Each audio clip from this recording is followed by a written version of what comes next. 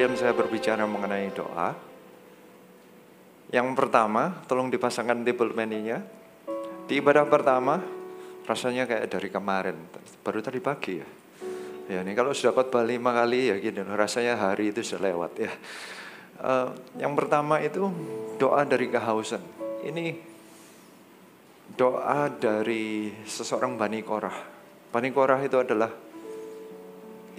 orang yang keluarganya dikucilkan karena dulu pemberontak zamannya Musa. Jadi mereka itu diusir padahal startnya dari pemimpin, tapi dikucilkan, hancur. Tapi ternyata yang dari keluarga pemberontak itu diberikan kesempatan oleh Tuhan untuk melayani lagi, menulis Mazmur di Alkitab.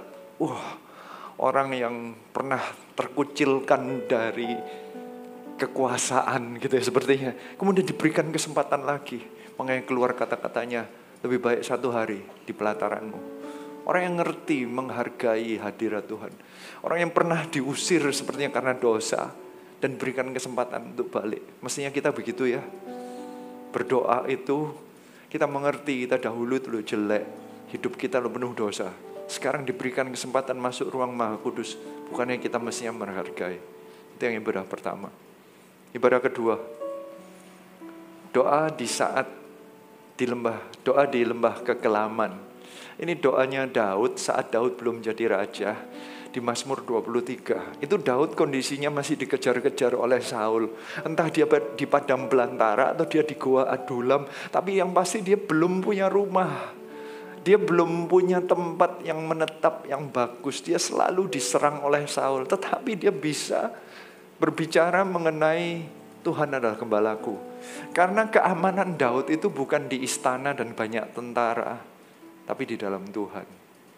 Keluarlah satu mazmur yang luar biasa yang menunjukkan Allah itu yang memberi makan Daud saat dikejar-kejar Saul. Allah itu yang melindungi Daud dari serangan Saul maupun Filistin di saat banyak musuh. Dia itu tidak mengejar istananya, dia mengejar Tuhannya. Tuhan yang menjadi gembalanya. Jadi mazmur yang begitu indah. Itu semua doa loh itu. Doa yang ketiga itu doa mendatangkan kerajaan. Kita sering diajak doa puasa untuk gereja, doa puasa untuk acara KKR misalnya. Tapi itu selalu kayak sepertinya dalam konteks pelayanan. Kadang kita diajak, ayo mendoakan pendetanya, mendoakan acaranya. Tapi dalam konteks kita melayani secara ministry kita mendoakan. Mungkin hanya waktu kita di dalam CG diajak, ayo mendoakan CG kita biar bertumbuh. Tapi dalam konteks pelayanan. Ternyata doa mendatangkan kerajaan itu diajarkan oleh Tuhan Yesus Kristus. Itu doa Bapa kami. Dalam doa Bapa kami loh, permintaan pertamanya adalah datanglah kerajaanmu. Bukan datanglah kerajaan kita, bukan selesaikan masalahku, tapi datanglah kerajaanmu. Ternyata doa Bapa kami itu dimulai dari menyelesaikan visi dan misi kerajaan Allah. Menghadirkan kerajaan Allah di bumi. Itu kerinduan Bapa di surga, itu kerinduan Tuhan Yesus, dan itu seharusnya kerinduan kita saat kita berdoa. Di doa pribadi, di doa kita, doa Bapa kami kan doa pribadi, tapi isinya adalah kerajaan Allah. Yang keempat, yang tadi, doa pengagungan raja dari raja. Ini doanya Daud lagi, tapi saat dia sudah jadi raja. Dia sudah mengerti apa artinya memegang kekuasaan dan otoritas. Dia sudah mengerti apa artinya tinggal dalam satu istana, punya tentara, punya banyak yang pelayan yang melayani, dan dia mau melayani Tuhannya. Seorang raja melayani raja yang jauh lebih besar dari dia. Dia mengakui Tuhan sebagai rajanya. Dia mengerti apa artinya menyembah raja Tuhannya. Orang yang dahulu sudah pernah hancur dan sekarang sudah sampai di raja. Dia bukan sombong, dia merendahkan hati dan mengagungkan semua yang baik dalam kehidupannya. Dia agungkan kepada Tuhan. Seorang raja yang rendah hati. Dan yang terakhir, dia sore hari ini adalah doa saat tak berdaya. Daud sudah jadi raja, tapi ternyata posisi tidak berhenti membuat seseorang tidak mengalami masalah. Apapun yang Anda impikan di dalam dunia ini ternyata tidak membuat Anda lepas dari masalah. Selalu ada yang datang. Di doa Bapa kami aja dikatakan kok, lepaskan kami daripada luputkan kami daripada pencobaan dan lepaskan kami daripada yang jahat. Berarti hidup itu ternyata selalu ada aja masalah datang dan pergi. Raja Daud, seseorang yang berkenan di hati Tuhan, itu pun mengalami masalah. Padahal dia sudah mencapai posisinya sebagai raja. Hari ini saya mau ajak Anda untuk melihat Mazmur 69. Ini doa seseorang yang sudah mencapai posisinya sebagai raja, tetapi ternyata masih aja ada masalah. Bahkan masalahnya begitu berat sehingga merasa tak berdaya. Yang pertama, sikap hati yang harus kita ambil saat kita bisa aja merasa bahwa kita sudah menjadi seorang Kristen lama yang sudah pelayanan bahkan. Tapi ada hal-hal yang kita ternyata tidak berdaya. Sikap hatinya Daud perlu kita pelajari. Ada 4 sikap hati. Sikap hati yang pertama, tetap percaya kepada Tuhan dalam masalah. Sepertinya ini logika. Tetapi yang saya temukan di dalam pelayanan kami, saat kami melayani orang, ada orang-orang yang kalau masalahnya tidak berhenti-berhenti, mereka mulai tawar hati terhadap Tuhan. Kata-kata tetap percaya kepada Tuhan itu bukan hanya punya agama dan menyembah Tuhan, tetapi percaya itu artinya trust. Trust itu artinya kita tetap percaya bahwa Allah itu tetap berkuasa. Tapi ada orang-orang yang kalau masalah tak kunjung selesai, tiba-tiba merasa mungkin Tuhan itu tidak seberkuasa yang saya bayangkan. Mulai berkurang imannya. Iman kepada Tuhan sebagai juru selamat nanti waktu kita mati, ya. Tapi iman untuk menyelesaikan masalah, enggak. Kayaknya dikurangi gitu loh. Ada orang yang mundur kepercayaannya kepada Tuhan, trustnya kepada Tuhan, beliefnya mungkin tetap ada, tapi mungkin mengecil, menyusut. Tetap beribadah, nggak pindah agama, tapi sudah malas-malasan. Karena mungkin menemukan masalah, mungkin kepahitan dengan seseorang, mungkin di dalam pekerjaannya, dia mungkin mengalami masalah dengan sesama orang Kristen, dia berpikirnya begini, ternyata orang Kristen gitu-gitu aja. Itu kepercayaannya mengenai kuasa Tuhan dalam kehidupan seseorang dikurangi. Apalagi jika nanti masalahnya dengan seseorang yang punya label pemimpin. Nanti tiba-tiba pemikirannya, oh pelayan Tuhan juga begitu ya. Gini toh pemimpin itu. Kemarin saya itu ada contoh yang paling terakhir yang saya alami. Perasaan tetap percaya dalam masalah itu bisa muncul anytime. Bisa saja terjadinya itu misalnya begini, ini kejadian pada saya. Ini kan seseorang yang saya mengucap syukur saya diberikan kesempatan untuk melayani sebagai pembicara ya. Kemarin itu kita ada kesempatan, kita tuh retreat bersama dengan para pemimpin. Saya bagikan ini. Dan acaranya cukup penuh. Hampir sama kayak di PCM gini. Kayaknya makan siang itu rasanya harus, pokoknya kalau Anda makannya biasanya pelan gak mungkin bisa lah. Soalnya rasanya baru minum 1 gelas sudah mulai ibadah lagi ya gitu rasanya. Anda nggak kerasa, kita baru oh sudah mulai ya gitu rasanya itu perasaannya. Dan itu kemarin terjadi. Jadi kalau seharian dan saya minum terus minum karena kalau bicara gini itu tenggorokan kering jadi minum. Jadi pingin ke WC gitu ya. Dan ternyata kalau orang kumpul di satu tempat ribuan orang, terus kalau berhentinya cuma 7 menit, nah ya 7 menit untuk ke WC barengan. Waduh, ngantrinya nggak nanggung-nanggung. Apalagi yang saya ngerti yang wanita. Waduh, ngantrinya lama. Jadi WC-nya pembicara itu untuk wanita juga. Tapi saya 1 menit lagi harus naik panggung. Jadi mau nggak mau saya minta izin sama semua ibu-ibu yang ngantri, ada 10 kali gitu. Maaf ya, saya tak ke WC duluan ya. Kalau nggak kan ngantrinya panjang.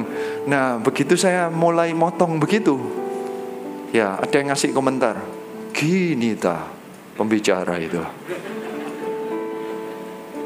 motong cewek gini ta, laki-laki pembicara pelayan Tuhan kayak gini ta. Tahu siapa yang ngasih komentar itu? Anak saya sendiri. Enggak, ini kita guyonan. Saya langsung balas, gini tanya anaknya pendeta. Sama saja kan, kok suka menghina orang ya kan. Jadi ya, tapi hidup itu memang penuh dengan masalah. Bisa saja orang kepahitan kepada siapapun juga di tengah-tengah kejadian apapun. Saya nggak bermaksud untuk menyakiti hati seseorang. Saya udah minta maaf satu persatu yang saya lewatin. Tapi bisa aja ya, itu kayak anak saya gitu, bisa kepahitan. Oh, saya nggak mau jadi hamba Tuhan kalau motong-motong gitu, nggak baik kayak. Nggak, dia tetap mau jadi pendeta, nggak? Oh nggak ya? Cuman guyonan ya. Kalau Anda jadi hamba Tuhan kan kayak lucu kan gitu, anaknya pendeta jadi pendeta. Ya nggak apa-apa, bagus sih ya. Belum masuk poin 1 ya. Saya merasa ini ibadah terakhir. Nanti AOG-nya kepepet. Nah, ya. Poin pertama, tetap percaya pada Tuhan dalam masalah. Mazmur 69, mulai dari ayat 1. Ayatnya ada 30, saya baru mulai. Nggak mungkin selesai ya. Untuk memimpin biduan menurut lagu Bunga Bakung dari Daud. Ayat 2, selamatkanlah aku ya Allah, sebab air telah naik sampai ke leherku. Aku tenggelam ke dalam rawa yang dalam, tidak ada tempat bertumpu. Aku telah terperosok ke air yang dalam, gelombang pasang menghanyutkanku. Lesu aku karena berseru-seru, kerongkonganku kering, mataku nyeri karena mengharapkan Allahku. Mazmur itu kadang mesti diambilnya beberapa ayat baru ada arti yang lebih lengkap. Menurut saya ini ayat 1 sampai atau ayat 2 sampai ayat 4 itu jadi satu. Yang pertama ayat 2 dan 3 itu menunjukkan bagaimana jika seseorang ada dalam masalah, terbukalah kepada Tuhan. Kalau tetap percaya itu berarti Anda jangan gengsi gitu sepertinya. Akui apapun kelemahan Anda di hadapan Tuhan. Ekspresikan doa itu bisa terlepas, terbuka atau banyak kreativitasnya, karena hati Daud di hadapan Tuhan itu transparan. Dia mau teriaknya itu rileks di hadapan Tuhan, hubungannya baik, dia nggak ada jaimnya di hadapan Tuhan. Dia rileks ngomongnya, selamatkan aku ya Allah. Ini raja yang punya tentara, punya kekuasaan, tapi dia bisa dengan rileks di hadapan Tuhan mengakui bahwa saya nggak mampu selamatkan diri saya sendiri. Kehebatan saya nggak ada apa-apanya dengan masalahnya. Dia mau berkata kepada Tuhan dengan rendah hati, berkata selamatkan aku ya Allah.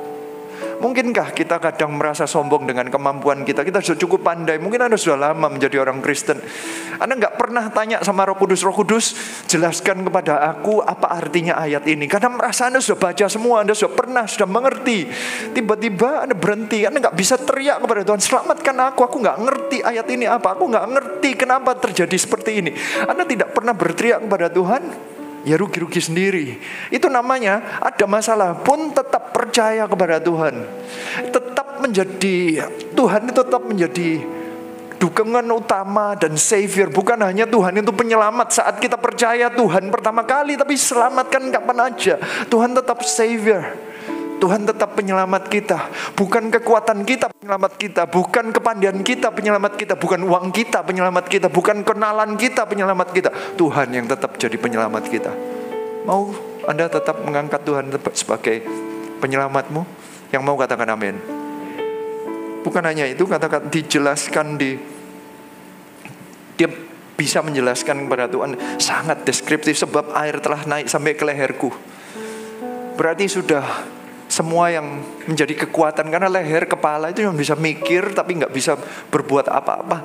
Naik ke leher berarti masalahnya itu udah di luar kemampuannya. Makanya dia berteriak, selamatkanlah. Bahkan kata-katanya aku tenggelam. Namanya tenggelam itu sudah kekuatannya habis. Namanya tenggelam itu berarti dia sudah berusaha tapi nggak terjadi. Dia berenang pun mungkin seperti berenang di pasir sedot gitulah, atau rawa mungkin, atau lumpur, nggak bisa, nggak ada usaha apapun, tetap tenggelam ke dalam rawa yang dalam.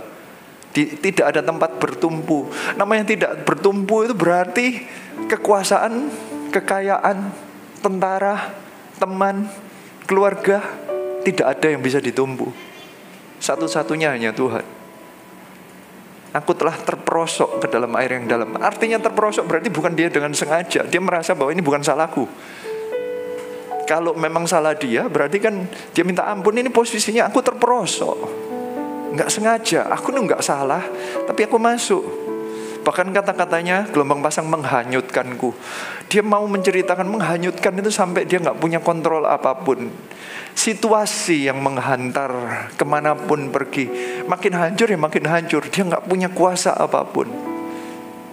Hebatnya dari kondisi yang separah ini, ayat 4 tetap muncul. Lesu aku karena terseru-seru, kerongkonganku kering, mataku nyeri. Ini kata-kata kerongkonganku kering dan mataku nyeri menandakan bahwa dia berdoanya dengan passion. Dia berteriak-teriak sampai kerongkongannya kering. Dia mata nyeri karena saya bayangkan dia itu nangis sampai habis air matanya. Sampai gak keluar lagi, matanya capek. Sebab seharian mungkin nangis, semalaman mungkin nangis, teriak-teriak terus. Tapi gak ada hasil. Herannya, dengan secapek itu, kata terakhirnya, itu kata-katanya adalah karena mengharapkan Allahku. Dia gak pernah putus pengharapan. Yang menyelamatkan tetap Tuhan.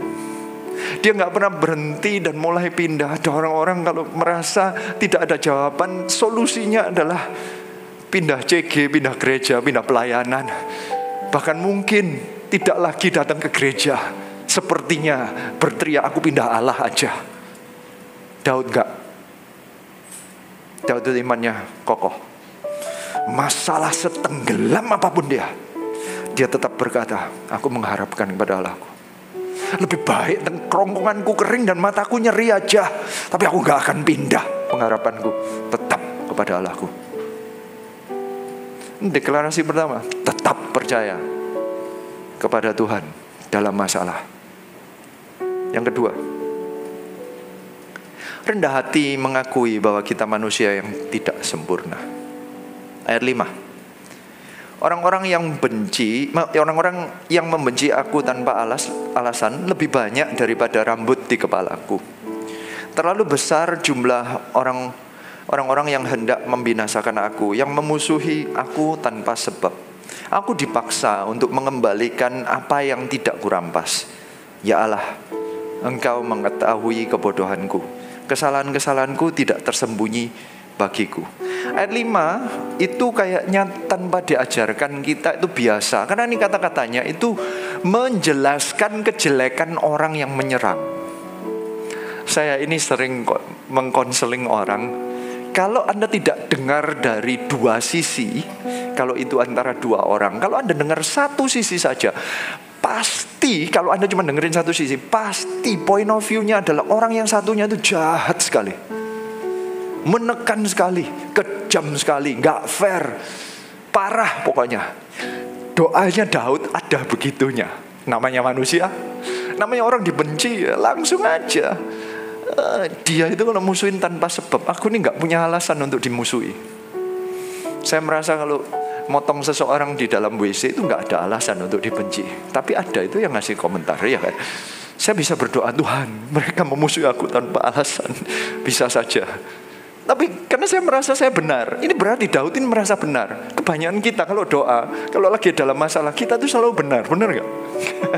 Iya apa enggak? Iya apa ya? Ya, karena saya dulu ya gitu. Sampai sekarang kayaknya ya. Selalu ada gitunya lah. Kita merasa kita benar. Apapun kalau ada tekanan kita merasa, aku gak salah. Aku malah aku suruh ngampuni padahal yang salah dia. Saya harus minta maaf, dia yang nyerang saya, dia yang ngijak saya kok saya minta maaf. Ya dia yang mesti minta maaf. Kita menuntut mesti. Herannya, Daud itu orangnya balance. Dia tetap terbuka kepada Tuhan untuk menyatakan. So saya encourage, gak apa-apa cerita aja sama Tuhan. Tapi beri satu ayat yang ayat 6 ini, supaya doa Anda gak keterusan. Karena kalau Anda merasa bahwa Anda gak salah, orang lain yang salah, Anda bisa sombong rohani. Anda merasa, aku yang benar, aku yang sudah pelayanan, orang itu memang seharusnya dihancurkan aja. Aku melayani soalnya. Kalau dia menyalahi aku, tolong Tuhan petir dia gitu sekaligus gitu. Ya kasih hukuman gitu. Kayaknya sepertinya ada posisi begini. Bisa ada bau-baunya di bawah juga ada sedikit-sedikit baunya gitu. Tetapi Daud itu orangnya mau rendah hati. Dia tidak pernah lupa startnya dia apa. Saya rasa karena dia sudah jadi raja, dia sudah pernah ngelewatin, dia berdosa di hadapan Tuhan mengenai Batsheba. Ini diketahui oleh Nabi Tuhan, dia ditegur habis-habisan, dia langsung minta ampun. Dia tahu dia adalah orang yang melakukan kebodohan. Dia mengakui bahwa dia bersalah. Makanya ayatnya, ya Allah, Engkau mengetahui kebodohanku. Di tengah teriakan menuduh orang lain, di tengah teriakan sepertinya ada victim mentality-nya, dia berkata, tapi Engkau mengetahui kebodohanku. Biarlah kalau kita berdoa itu, kita jangan sombong rohani. Saya sudah pelayanan Tuhan, berkati aku gitu ya. Tapi mestinya kita datang, Tuhan, aku udah melayani loh. Aku dulu orang yang gak bisa, orang yang gak mampu. Tapi Tuhan mau itu ngampuni aku. Aku dulu loh salah keputusan. Ya tetap dikasih kesempatan melayani. Thank you ya Tuhan. Aku dulu bodoh. Kamu lo tahu masa laluku apa.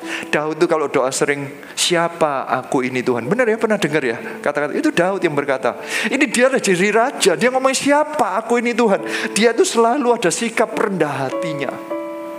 Dia tahu masa lalunya yang salah, ada kebodohan-kebodohan. Dia tahu startnya di hadapan Tuhan kayak apa. Dan Tuhan tetap membuat dia sebagai raja. Dia tuh penuh dengan ucapan syukur. Ada kerendahan hati, mengakui manusia lu gak sempurna. Meskipun di kasus ini mungkin Anda benar, tapi kan ada kesalahan yang lain. Gak perlulah menuntut-nuntut seperti apa. Ada kok kesalahan. Datang kepada Tuhan, itu relax saja. Tuhan sudah tahu borok Anda gitu sepertinya, yang sudah Tuhan sembuhkan. Tahu masa lalu Anda, semerah kirmisi apa dosa Anda yang sudah dibuat salju oleh Tuhan karena darah Yesus. Tahu masa lalunya. Daud selalu ingat masa laluku seperti apa. Ini membuat Daud orang yang selalu rendah hati. Dia ditegur apapun, sehebat apapun dia ditegur oleh Nabi Nathan, dia langsung tahu ini dari Tuhan. Dia mau bertobat.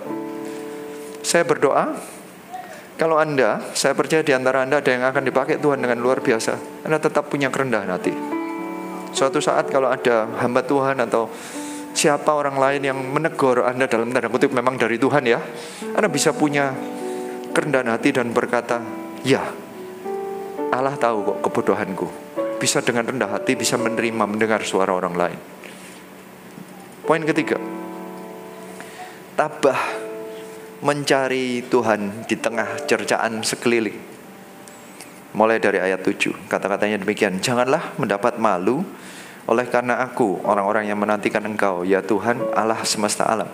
Janganlah kena noda karena aku, orang-orang yang mencari Engkau, ya Allah Israel. Sebab oleh karena Engkaulah aku menanggung celah, noda meliputi mukaku. Aku telah menjadi orang luar bagi saudara-saudaraku, orang asing bagi anak-anak ibuku. Sebab cinta untuk rumahmu menghanguskan aku. Dan kata-kata yang mencela Engkau telah menimpa aku. Aku meremukkan diriku dengan berpuasa, tetapi itu pun menjadi celah bagiku. Aku membuat kain kabung menjadi pakaianku. Aku menjadi sindiran bagi mereka. Aku menjadi buah bibir orang-orang yang duduk di pintu gerbang. Dengan kecapi peminum-peminum menyanyi tentang aku. Tetapi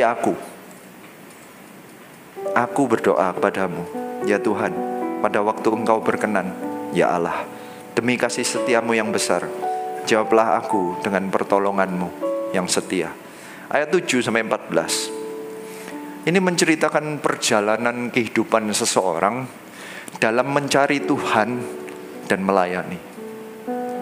Ini sepertinya menunjukkan bahwa di dalam masalahnya dia itu melakukan setiap sepertinya suggestion atau arahan Alkitab. Dan kalau saya bisa ngomong, ini caranya orang Kristen itu, pemimpin kalau menemukan orang dalam masalah, ini biasanya yang disuggest. Ayo datang kepada Tuhan, tetap melayani ya. Ini ada kata, aku janganlah kena noda karena aku orang-orang yang mencari Engkau. Ini orang yang sedang mengabarkan Injil tapi dapat celah. Di tengah-tengahnya tetap melayani Tuhan ya. Ini di ayat 10, sebab cinta untuk rumahmu menghanguskan aku. Dia tetap melayani Tuhan. Bahkan ayo berdoa ya, kamu berpuasa ya. Bukannya selesai masalahnya, tapi malah dapat celah. Setelah itu disuruh membuat kain kabung dengan pakaianku, malah jadi sindiran. Menjadi pelayan Tuhan malah jadi buah bibir bagi orang lain. Ini bahkan sampai orang luar bagi saudara-saudara, berarti keluarganya pun sampai menghina. Ini ceritanya Daud adalah seseorang yang seperti yang ngikutin formula orang Kristen. Kalau ada masalah, tetap layani Tuhan, berdoa, berpuasa, tetap layani, tetap rajin datang ke doa puasa, malah doa semalaman mungkin. Tapi dapatnya apa? Cercaan, sindiran, omelan. Hebatnya, dia berteriak, tetapi aku berdoa kepadamu. Di tengah-tengah semua orang mungkin meninggalkan, sampai titik keluarga pun meninggalkan. Apakah engkau akan tetap tabah menghadapinya? Daud orang yang tetap tabah. Cercaan sekeliling padahal dia raja loh. Yang bisa mengkomplain dia siapa lagi kalau bukan keluarga. Kalau rakyat mungkin dia gak denger lah. Tapi mungkin dibuat ada meme-nya, dihina-hina. Mungkin kalau dia ada masalah itu zaman sekarang ya dibuat memes oh, bener ya ngomongnya. Dibuat guyonan gitu loh di Instagram. Karena kan gak bisa menghina langsung. Tapi kalau keluarga menghinanya karena ya pelayanan terus, bisnismu loh masih hancur. Ya, kayak sepertinya begitu kayak apa sih doa-doa sok rohani lu? Mana bisnismu kok masih kayak gitu? Kan ada orang yang sepertinya begitu. Bisa nggak Anda di tengah-tengah itu bukannya Anda mengecil, menjadi patah semangat, Anda jadi kayak Anda mulai malah ngikutin mereka. Sebenarnya iya ya, gue pelayanan kok Tuhan nggak bela aku ya? Atau Anda tetap berdoa? Kalau Daud tetap berdoa. Keyakinan dia itu tidak gampang digoyang dengan kiri kanan. Dia itu istilah saya ya, punya selective hearing. Zaman sekarang itu ada orang-orang yang datang pada saya komplainnya begini, saya ini loh hidup ini gak enak, ini keluarga itu selalu komplain saya ini dikomplain di ini itu, katanya saya sebagai istri kurang baik, katanya kurang apa, dan saya lu pelayanan dikomplain lagi, katanya gak bisa ngurusin anak saya, dikomplain terus, dikomplain. Jadi saya tak mundur ya. Alasannya begitu. Lu pertanyaannya lu, berarti Anda dulu pelayanan dasarnya dari apa? Daud adalah seseorang yang tahu startnya apa. Dia mengerti sebab cinta untuk rumahmu menghanguskan aku, yang menjadi passion kehidupannya. Dia tahu cinta akan rumah Tuhan. Dia melayani bukan karena pendapat orang. Orang lain mau berkata apa, yang membakar dia, yang menjadi fuelnya adalah kasih kepada rumah Tuhan. Yang menjadi bahan bakar semua yang dia lakukan. Dia berdoa karena mengasihi Tuhan. Dia melayani karena mengasihi Tuhan. Dia mau melayani orang lain karena cinta rumah Tuhan, bukan yang lain. Bukan apa kata orang. Bukan apakah popularitas menurun atau naik. Orang yang cinta akan rumah Tuhan. Daud itu mengerti apa yang menjadi passionnya. Makanya dia orang yang berkenan di hati Tuhan. Dia orang yang di pusat segala komentar, bisa pusatnya dia raja kok. Dia center of attention seluruh negaranya. Apapun yang dia lakukan kesandung sedikit pasti dihajar sama lawan politiknya. Pasti diserang habis-habisan. Tapi dia dia tetap tabah. Karena di tengah-tengah hatinya, dia tuh mau melayani Tuhan. Yang paling menjadi pembakar dalam kehidupannya adalah, aku mau bangun bait Allah.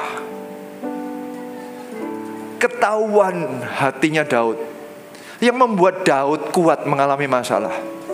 Karena dia punya visi yang jelas dalam kehidupannya. Visinya itu bukan keberhasilan dalam pemerintahan. Visinya membangun bait Allah. Visinya dia itu bukan menjadi raja terkaya, tapi mau membangun bait Allah.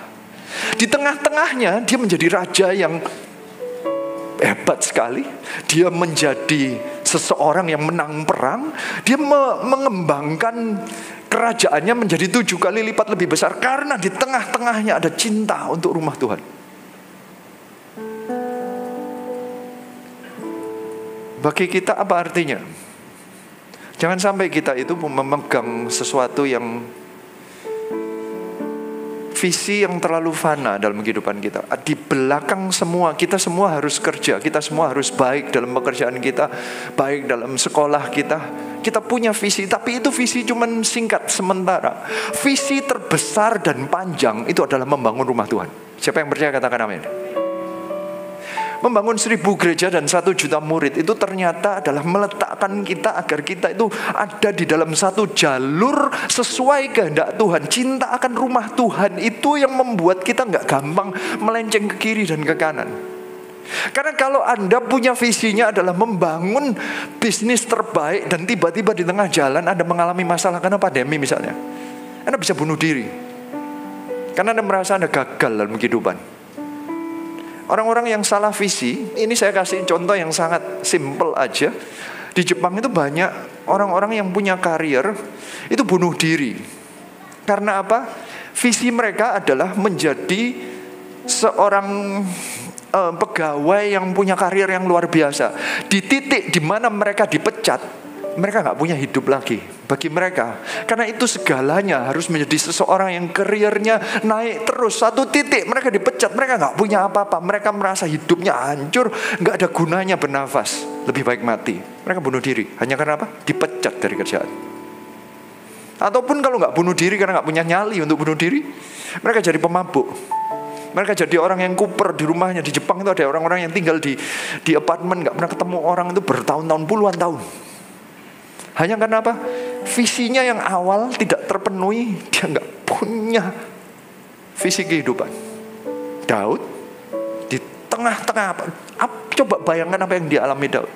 Dia itu diurapi jadi raja, tapi dikejar-kejar sama mertuanya sendiri, raja sebelumnya. Dia itu sudah jadi putra mahkota karena menikah dengan yang namanya anaknya raja, tapi dikejar sama rajanya sendiri. Dia dahulu yang punya posisi sebagai pahlawan bunuh Goliat, itu dikejar-kejar jadi fugitif. Dia harus tinggal bukan di istana karena dia sudah pernah mengalahkan orang Filistin, tetapi malah dia lari di padang gurun, karena padang belantara, di gua-gua, karena dia diusir-usir. Sampai dia sudah pernah jadi orang gila di hadapan orang Filistin. Dia harus merendahkan diri menjadi pelayannya raja musuh. Goliat itu orang Filistin yang dia bunuh. Dia datang kepada orang Filistin minta kerjaan. Kurang memalukan apa itu? Itu pun di titik terakhirnya. Dia bangun satu desa, rumah dengan 600 orangnya, dirampok sama bangsa Amalek. Daud itu mengalami hancur, ya kurang hancur, lebih hancur lagi. Sudah jadi raja, anaknya berontak kepada dia. Ada satu titik anaknya yang terganteng, terhebat, mengkudeta dia sampai dia harus keluar dari Yerusalem sebagai raja. Sebagai orang yang sudah pernah begini, alasan untuk berhenti dan seperti eksekutif Jepang bunuh diri itu banyak. Mau gagal, banyak gagalnya. Dia mau dibilang dia itu ayah yang gagal, raja yang gagal, anaknya sendiri yang kudeta dia. Mengambil kekuasaan dari raja yang masih hidup, memalukan. Negaranya dipisah dua. Ini semua yang dia mati untuk, dia berjuang untuk rakyatnya separuh milih anak-anaknya yang tidak punya hak untuk mengambil kekuasaan yang kudeta ini. Dan anaknya mati lagi, dibunuh jenderalnya sendiri.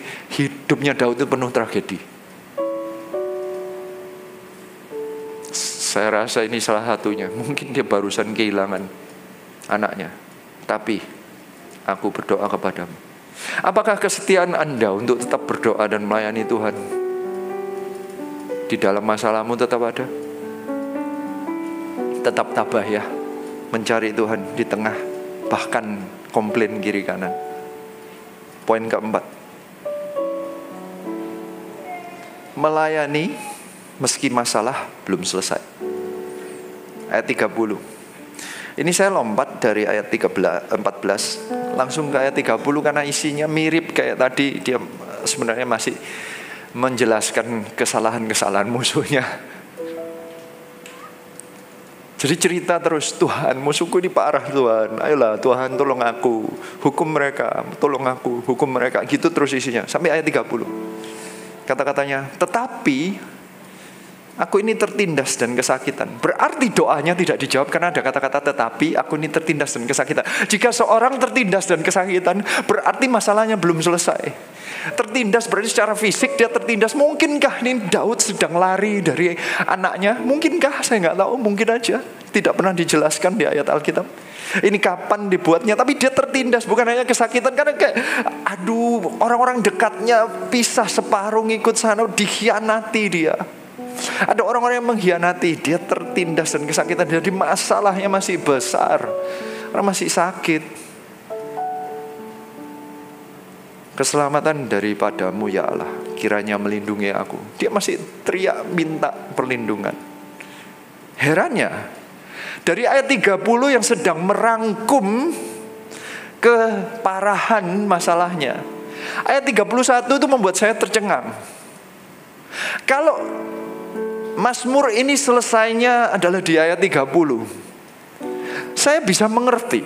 Saya bisa, sebagai manusia saya kayaknya ya masuk akal lah. Saya mungkin kalau kita lagi masalah, kita doanya selesai, Tuhan tolong aku ya, ini masalah aku masih banyak, aku masih punya masalah. Selesai, amin. Bisa, dalam nama Yesus, amin. Bisa. Herannya dia tambahin ayat 31. Ini yang membuat saya kagum. Ini yang membuat gak salah Daud ini loh.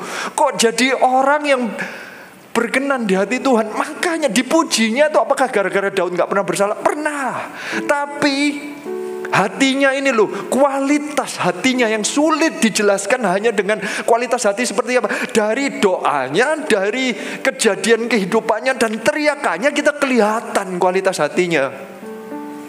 Ayat 31 tiba-tiba, aku akan memuji nama Allah dengan nyanyian, mengagungkan dia dengan nyanyian syukur. Saya bingung loh. Bukannya ayat 30 dia barusan berkata, tapi aku ini tertindas dan kesakitan. Orang yang kesakitan bisa gak memuji Tuhan? Orang yang tertindas bisa gak mengagungkan nama Tuhan? Kalau mengagungkan setelah dapat berkat itu normal. Kalau memuji setelah dapat kesembuhan itu biasa.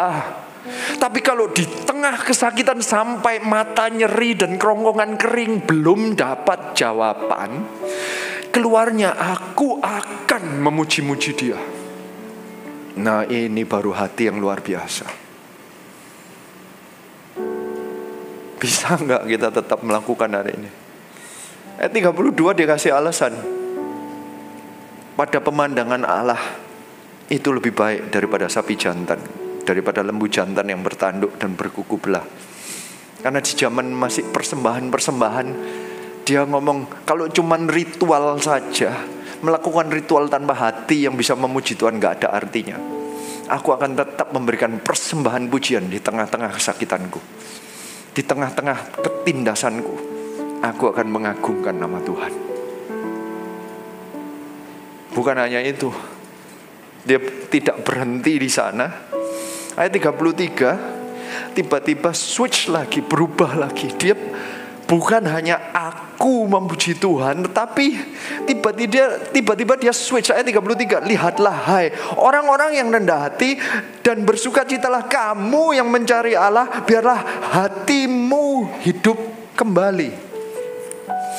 Tiba-tiba Daud yang masih ada dalam masalah mengubahkan cara pandangnya dari memperhatikan segala masalahnya, aku tenggelam, musuhku ini. Tiba-tiba dia melihat kamu yang mencari Allah. Orang yang mencari Allah itu berarti sama yang seperti Daud, orang yang dalam masalah. Tiba-tiba Daud memperhatikan orang lain yang lagi dalam masalah.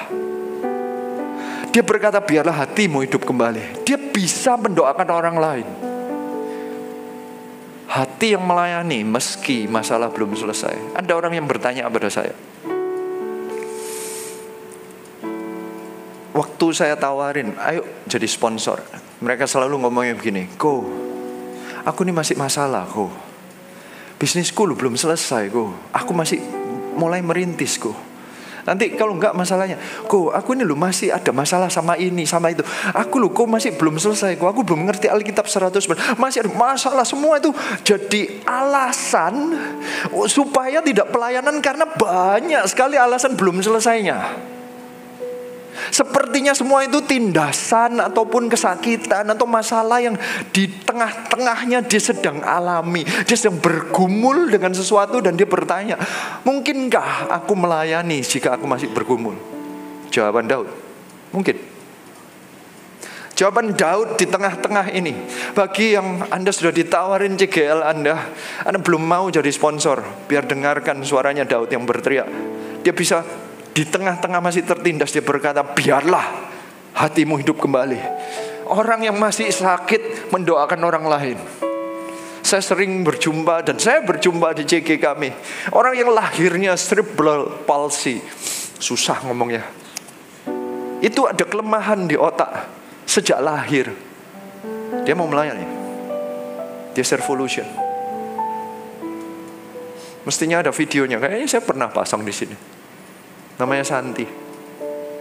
Dia mau melayani, dia mendoakan. Dia itu cerebral palsy, itu jalan aja harus dituntun orang. Tangannya gak pernah bisa diam. Dia kalau mau diamkan tangannya harus megangin tangan dengan tangan. Kalau enggak tangannya kan goyang terus. Gak bisa nahan ya. Saya suruh doakan orang. Jadi kalau doakan orang itu butuh 2 orang yang lain. Untuk dia mendoakan orang lain harus ada 2 orang, karena berdirinya harus dipegangin orang. Yang kedua, tangannya harus dipegangin supaya dia gak goyang-goyang. Jadi untuk mendoakan 1 orang butuh 3 orang. 1 orang megangin dia, 1 orang megangin tangannya. Jadi dia dia pernah ikut mission trip dengan saya. Saya minta tolong dia maju menjadi pendoa bagi orang yang altar call. Orang-orang yang nangis-nangis itu, saya minta kamu yang cerebral palsy, kamu doakan orang itu. Dia mau. Dia mau, dia mendoakan, dia kesaksian, dia menceritakan, saya mendoakan biar dia mengalami apa yang aku alami. Aku mau melayani visi kerajaan Allah seperti dalam hatinya itu berteriak seperti yang Daud berteriak. Yang menghanguskan aku itu cinta akan rumah Tuhan.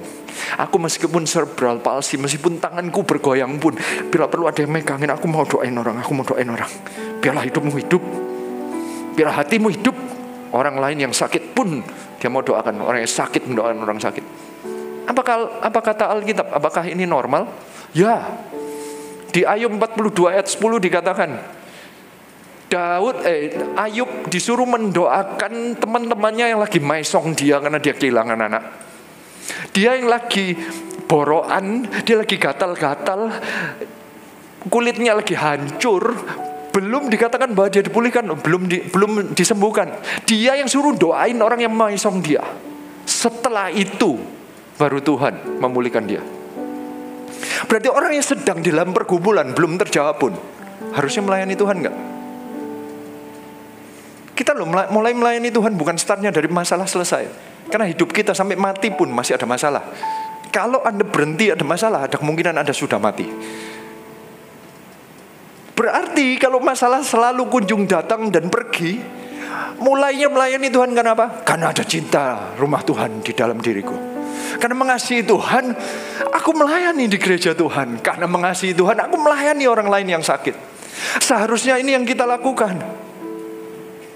Tapi gak selesai di situ. Ayat 34, sebab Tuhan mendengarkan orang-orang miskin dan tidak memandang hina orang-orangnya yang dalam tahanan. Ayat 35, biarlah langit dan bumi memuji-muji Dia, lautan dan segala yang bergerak di dalamnya. Sebab Allah akan menyelamatkan Sion dan membangun kota-kota Yehuda, supaya orang-orang diam di sana dan memilikinya. Anak cucu hamba-hambanya akan mewarisinya, dan orang-orang yang mencintai namanya akan diam di situ. Tiba-tiba mulai dari ayat 34 sampai 37 itu tiba-tiba Daud menjelaskan.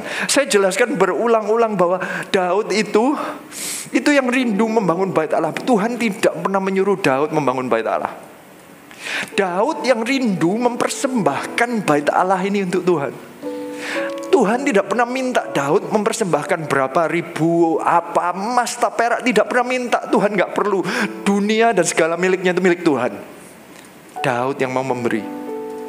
Daud itu yang berkata tiba-tiba di ayat 36, sebab Allah akan menyelamatkan Sion dan membangun kota-kota. Tiba-tiba di tengah-tengah masalah dia itu mikirkan pembangunan. Dia memikirkan bangun bait Allah. Karena kata-katanya adalah supaya orang-orang diam di sana dan memilikinya, anak cucu hamba-hambanya akan mewarisinya. Tiba-tiba dia memikirkan, ini orang yang lagi ada dalam masalah, memikirkan anak cucu mewarisi. Saya mengucap syukur kita ada di dalam gereja yang selalu memikirkan masa depan. Apakah gereja kita itu tidak ada masalah? Selalu ada. Saya ini dengar ada di beberapa tempat itu sedang didemo, tidak boleh ibadah. Yang di situ izin nggak keluar, yang di sana masih ditolak, yang di sana masih perizinannya nggak boleh keluar, yang di sana pembangunannya belum selesai, yang banyak masalah banyak. Tapi yang dipikirkan apa? The next generation AOG Conference tetap mengadakan acara. Mengucap syukurlah, Gereja Mawar Shalom selalu memikirkan anak cucu agar mewarisi. Kalau bangun gereja bukan untuk diri kita sendiri, bukan supaya kita nyaman, tetapi supaya anak cucu kita bisa mewarisi Allah yang luar biasa itu. Katakan ke sebelah-sebelah Anda, saya mengucap syukur saya di Gereja Mawar Shalom. Berarti seharusnya loh ya, kita dalam masalah tidak ada yang membuat kita berhenti untuk tetap mendoakan visi kerajaan Allah di tempat ini. Gak ada alasan untuk kita berhenti melayani. Anda ada masalah atau tidak ada masalah, tetap layani Tuhan karena sumbernya berbeda. Anda sumber melayani semua karena Tuhan menjamah Anda, Tuhan mengampuni Anda mendapatkan kasih Tuhan, dan Anda mau melayani. Ada masalah, gak ada masalah, Tuhan tetap sayang sama Anda. Ada masalah, gak ada masalah, itu cuma masalah waktu. Nanti kalau Tuhan lepaskan ya Tuhan lepaskan. Kalau Tuhan sembuhkan ya Tuhan sembuhkan. Kalau Tuhan kasih berkat ya Tuhan kasih berkat. Saya percaya kalau masih ada masalah, Tuhan berikan kekuatan untuk melewati ini. Kalau masih di dalam lembah kekelaman, lembah itu perlu dijalani. Gak bisa tiba-tiba jadi gunung. Namanya lembah itu nanti naik jadi dataran, baru naik ke gunung. Gak ada yang langsung lompat jadi gunung. Itu bukan lembah, itu jurang namanya. Kalau Tuhan itu membawa kita ke lembah, bukan ke jurang. Kalau iblis mintanya kita masuk ke dalam jurang, langsung jatuh. Kalau Tuhan bawanya ke lembah, harus ada waktunya untuk melewati. Di tengah-tengah lembah itulah Anda akan makin dekat, Anda makin mengerti bahwa gak ada apa-apapun di dunia. Ternyata Tuhan itu yang paling penting. Daud itu bisa menjadi orang yang seperti ini saat dia menjadi orang yang sudah jadi raja, karena dia sudah pernah melewati lembah kekelaman di Mazmur 23. Dia belum punya apa-apa, dia sudah berpegang pada Tuhan. Dia gak punya makanan pun, dia tetap berpegang pada Tuhan. Dan sekarang dia punya kekuasaan, dia punya istana, punya tentara pun, dia berpegangnya tetap pada Tuhan. Dia tidak memutuskan, aku gak mau lagi melayani Tuhan, kalau aku sudah jadi raja kok ada masalah. Enggak. Karena dia tahu sumbernya, ujungnya tetap pada Tuhan. Saya rindu ibadah yang sore hari ini menjadi orang-orang yang seperti Daud. Saya rindu untuk Anda belajar menjadi orang yang di tengah masalah, saat engkau tak berdaya, tetap percaya kepada Tuhan dalam masalah. Yang kedua, rendah hati mengakui bahwa kita adalah manusia yang tidak sempurna. Yang ketiga, tabah mencari Tuhan di tengah cercaan sekeliling. Yang keempat, melayani terus meski masalah belum selesai. Semua bangkit berdiri.